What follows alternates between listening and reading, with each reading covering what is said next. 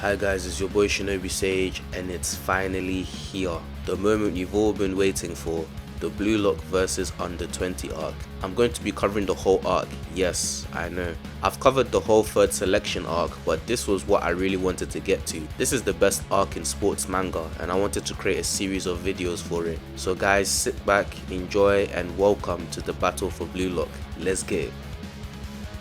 While watching Team A versus Team C, Isagi is amazed by Ryo's ability to copy others and how he recreated himself in order to survive in Blue Lock. Hiyori comments about Ryo's ability and notes that it's just a copy. The limitations are that he can only reproduce 99% of its potential at best. His copies are just lesser versions of the original, and he's unable to copy such things like physical characteristics such as speed or height, making his technique incomplete. Rin scores the 5th goal for Team A, winning the match against Team C. Despite losing, however, Ryo is satisfied with the fact that he now knows what he needs to do to make his next step towards his evolution. We ended up losing, Ryo, but that was a nice goal. Copying the weapons of great players is such a you thing to do with your dexterity and all. It's cool, but it's not enough, right? For the football that you want to play.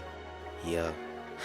Then don't bother me, just keep waiting for me from above. I'm going to become someone you want to chase after, and I won't rest until I get what I want. We then head to a meeting with the Japanese Football Association, and the Japanese team coach speaks to the president and he confirms that he'll be managing the under-20 team to victory by defeating Blue Lock. The president of the JFA asks him if he knows what the objective is, and he says that the plan is to get Itoshi Sai, the world-renowned prodigy, to participate in this match, which in turn will create a huge buzz around the nation and then subsequently generate massive revenues. The president tells him that Sai himself has taken interest in the Blue Lock project and has been sent video footage of all of the players from inside of the facility. Two of them start getting excited at the possibility of killing two birds with one stone, which is making money and getting rid of Blue Lock. But it is cut short when Sai himself enters the office to speak to the two of them about the upcoming match. Sai informs them that he looked at the footage of the under-20 players and says that they're all especially the forwards. The president of the JFA tries to please the genius and suggests to him that if he doesn't like any of the forwards, he can nominate any player he wants as long as they're Japanese. And so Sai Itoshi tells them that there's a particular player in Blue Lock that he wants to play with. The next morning, Isagi wakes up and goes into the monitoring room.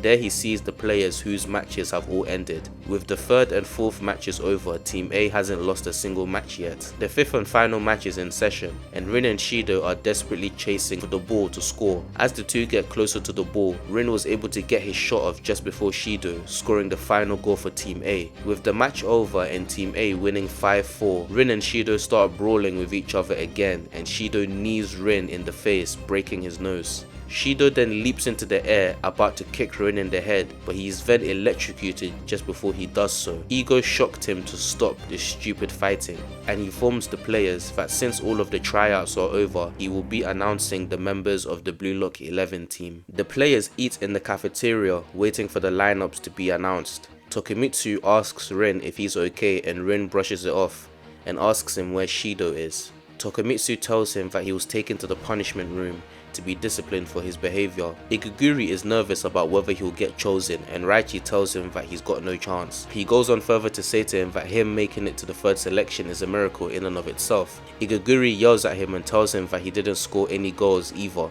and the two then start arguing in the corner. While eating, Isagi contemplates his performance against those of the top 6. Other than the top 6, him, Batra, Baro and Ryo were each able to score goals respectively, so if that's the criteria, he's got a chance. At this point, he doesn't care what position he plays, all he wants is to get chosen and play against the under-20 players. That is the place where he can change his destiny. In the monitoring room, Ego sits and plans the lineups for Team Blue Lock. Anri asks him if he's reached a decision, and he tells her that certain talents need to be removed in order to achieve victory. She then informs him that there's someone on the phone for him, and it's the president of the JFA. There's 10 minutes left before the lineups are revealed, and all of the players gather in the central room. With the nerves and tensions of each player higher than ever, Ego Jinpaichi meets the players in person. He first congratulates all of them, and then he gets straight into business. He reiterates to all of the players that football is a sport centered around goal scoring, and this is the only reason why a striker exists. The tryouts were meant to form a team around the player with the highest goal rate. Steal your hearts, I'm about to announce the 11 players who will play against Japan's under-20. The first player announced is Rin Itoshi, and he will play as the centre forward for this team. With an average of 2.5 goals per match, the team will be built around him in an aggressive offensive formation. Igo understands the huge risk of going with this formation, but this is the only functional way a team of only strikers can win. The next position to be announced is the goalkeeper, and the player who will keep the post will be Gagamaru. With his quick reaction speed and overall flexibility, he will be the team's guardian.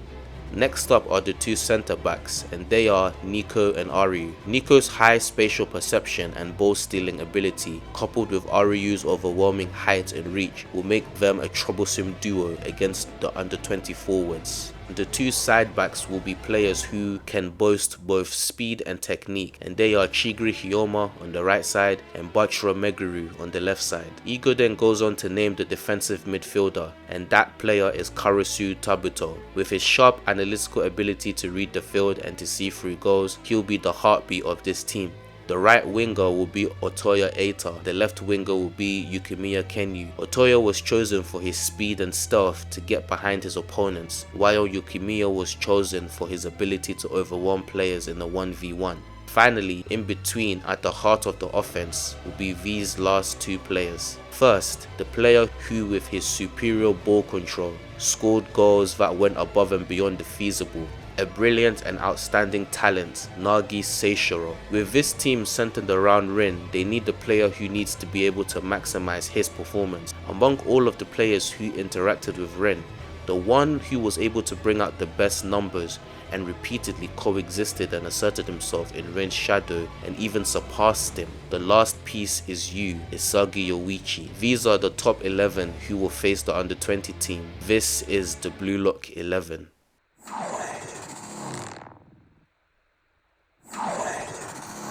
Isagi is pumped up about being on the Blue Lock team, while others, in particular Barrow, are pissed off. Yukimiya asks Igo a question regarding Shido as to why he was not picked despite scoring plenty of goals. Igo explains that Shido is an exceptional striker who averaged 2 goals per game for the tryouts. However, it's his behavior which was out of line.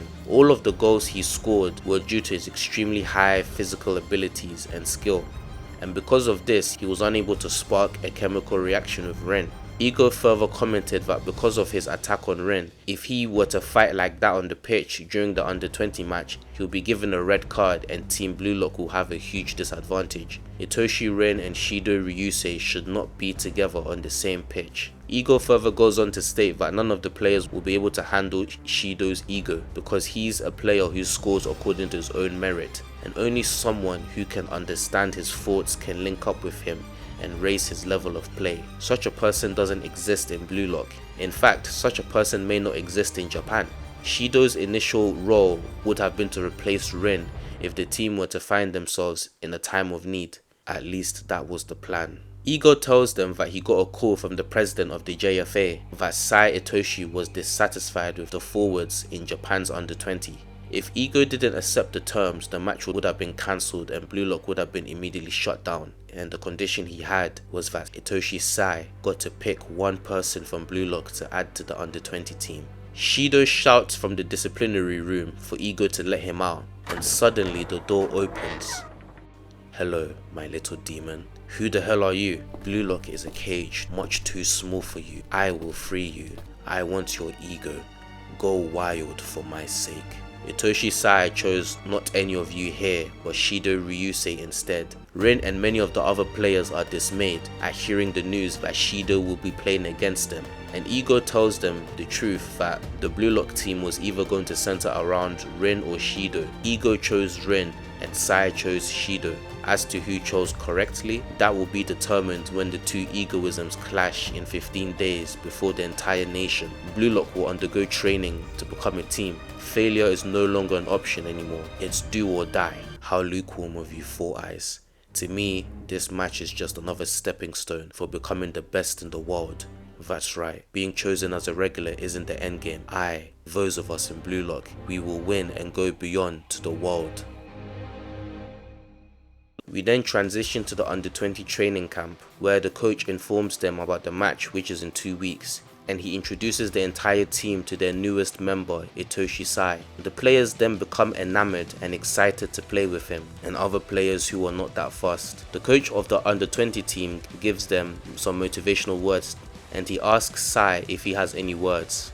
Be thankful that you get to play football with me. I don't have the slightest interest in any of you, and since you'll never have a chance like this again, do your best not to piss me off. Sendo, one of the forwards of the under 20 Japanese team, tells him to humble himself and that he's still a second division player at the end of the day, while he is a regular player for the best team in Japan. Sai then demolishes him, saying that the peak of his football career will be basic, becoming the top scorer, getting into the national team, getting married and settling down, while his only interest is becoming the best in the world, and that there's a different type of depth to their greed. Just as he was about to clap back at Sai, Shido grabs his head and slams it on the desk, and Shido challenges them all to a fight. Sendo then gets up and tries to grab Shido. Just as Shido was about to kick him in the head, one of the players grabs his leg. He then forces Shido onto the ground and tells him that it's on the field where he needs to show his stuff. Need a hand, Aiku?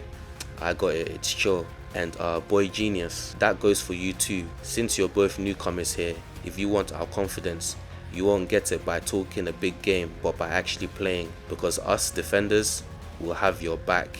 Back at the Blue Lock training camp, Chigri, Bachra and Isagi do their research on the defenders of the under 20 team, and they discover that IQ is the focus of the team, and that the 19-year-old is so good that he's already gotten an offer to play in the Italian league. The under 20 team is primarily defensive, made up of the best under 20 players in Japan. This will definitely be a challenge for Team Blue Lock, especially with their extreme offense. The players take a break from their training, and Isagi walks by Rin, who's still working out. Rin tells him to leave and to not get in his way, but Isagi replies saying that if he pushes himself too hard, he might get hurt. I can finally fight him, my brother Itoshi Sai. I can crush him, surpass him. How I've longed for this very moment. Rin then starts to cough, and Isagi offers him a bottle of water, and he tells him that if he gets hurt, Blue Lock is done for, and that it'll be a problem for him, and he doesn't want that. So he tells him to drink. The afternoon session begins, and all of the players are in the meeting room, and Ego is about to teach them the miracle equation in sports, the phenomenon called flow, that which is indispensable to becoming the best striker in the world. I'll teach you how to set your life ablaze. Hi guys, I hope everybody enjoyed that video. Sorry I wasn't able to put out my review for the last episode of Villain Saga. Just wasn't feeling. This arc is wild, man.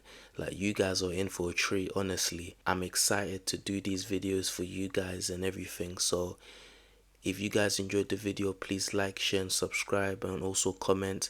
If you're new to the channel, please check out my Blue Lock third selection playlist. And until next week guys, stay blessed.